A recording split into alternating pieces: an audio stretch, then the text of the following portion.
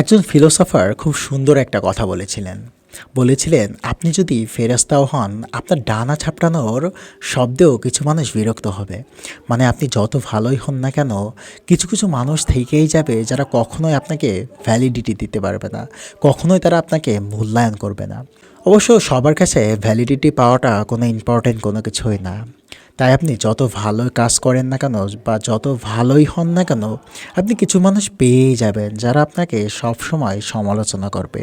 তাই অন্যের চোখে নিজের রিফ্লেকশন দিয়ে কখনোই নিজেকে বিচার করবেন না, কারণ একজন মানুষ কখনোই সবার কাছে প্রিয় হতে পারে না। আর প্রিয়, এই যে প্রিয় হওয়াটা না একটা অসুস্থ প্রতিযোগিতা। এটাতে আপনার কোনো লাভই নেই, বরং এটাতে আপনার প্রচুর পরিমাণে এনার্জি নষ্ট হবে, আপনার সময় নষ্ট হবে, মন খারাপ হবে, আপনার মনোবল ভেঙে যাবে।